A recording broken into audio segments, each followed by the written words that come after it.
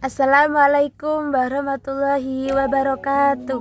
Halo teman-teman, nama saya Septi Nur Halimah. Saya dari Prodi PGMI. Sebelum kita mempelajari aswaja, kita melakukan speaking terlebih dahulu ya. 1, 2, 3. Ucapkan tasbih, ucapkan tasbih. Subhanallah. Ucapkan tahmid, ucapkan tahmid. Alhamdulillah. Ucapkan takbir, ucapkan takbir. Allahu Akbar. Ucapkan tahlil, ucapkan tahlil. La ilaha illallah. Baik, selanjutnya kita akan memasuki pembelajaran aswaja.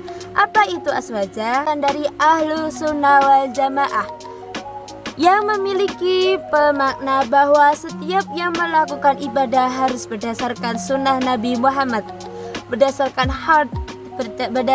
hadis sahih riwayat Abu Dawud, Tirmizi, Ibnu Majah, dan Hakim menyampaikan sabda Nabi Muhammad yang artinya umat Yahudi menjadi 71 golongan, Nasrani terpecah menjadi 72 golongan, umat Islam akan terpecah menjadi 73 golongan.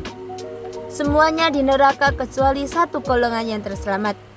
Nabi ditanya, "Siapa dia ya Rasulullah?" Nabi menjawab, "Yaitu golongan yang seperti aku dan para sahabatku."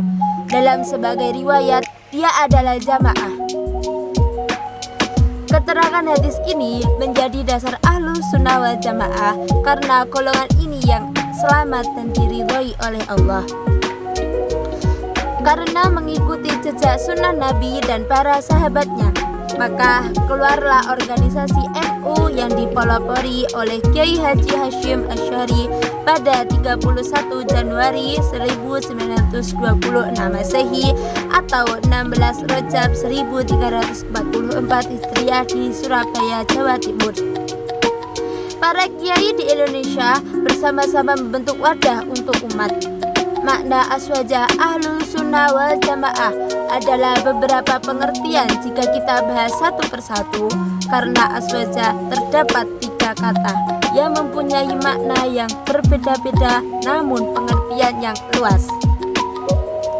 Yang pertama adalah ahlu. Ahlu mempunyai beberapa arti dan makna, diantaranya pengikut, keluarga, dan penduduk Mekah. Kedua adalah sunnah, berarti jalan yang dijalani oleh Nabi, baik itu perbuatan, perkataan, dan ketetapannya bersama para sahabat dan diikuti oleh umat semua atas petunjuk Allah. Yang terakhir atau yang ketiga, jamaah. Al-jamaah secara etimologi, secara bahasa, jamaah berasal dari bahasa Arab yang memiliki arti berkumpul. Misalnya, jamaah pasar berarti perkumpulan orang yang ada di pasar. Jamaah menurut istilah dapat diartikan sebagai pelaksanaan ibadah secara bersama-sama yang dipimpin oleh seorang imam. Sedangkan jika kita gabungkan menjadi aswaja, Ahlus Sunnah wal Jamaah adalah Ahlu Sunnah wal Jamaah adalah golongan yang mengikuti perilaku Nabi Muhammad dan para sahabatnya pada zaman pemerintahan Khulafaur Rasyidin. Hukum aswaja yang pertama adalah Al-Quran. Al-Quran merupakan sumber dan pertama dalam pengembalian hukum. Karena Al-Quran adalah perkataan Allah yang merupakan petunjuk kepada umat manusia dan diwajibkan untuk berperang kepada Al-Quran. Dan yang kedua ada hadis. Al-hadis atau sunnah sumber kedua dalam menentukan hukum ialah sunnah Rasulullah. Karena Rasulullah yang berhak menjelaskan dan menafsirkan Al-Quran, maka as-sunnah menduduki tempat kedua setelah Al-Quran. Yang ketiga ada ijma. Ijma yang disebut ijma ialah kesempatan para ulama atas suatu hukum setelah wafatnya Nabi Muhammad. Karena pada masa hidupnya Nabi Muhammad seluruh persoalan hukum kembali kepada beliau. Setelah wafatnya Nabi, maka hukum dikembalikan kepada para sahabatnya dan para mujtahid.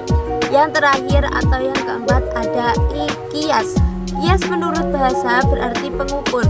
Secara etimologi, kata itu berasal dari kata kosa.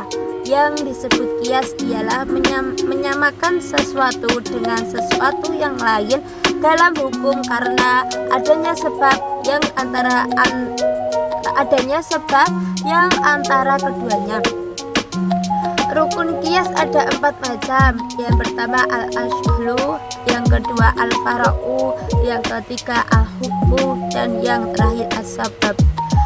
Contoh penggunaan qiyas misalnya gandum seperti disebutkan dalam suatu hadis sebagai yang pokok al-hashlu-nya, lalu al-farunya adalah beras. Tercantum dalam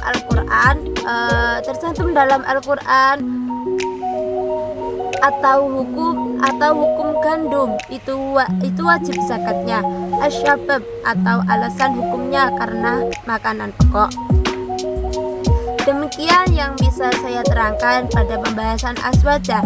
Semoga kita semua bisa mengamalkan, bahkan bisa melakukan sebagaimana yang telah diterapkan oleh Rasulullah dan para sahabatnya. Akhirul kalam, wassalamualaikum warahmatullahi wabarakatuh.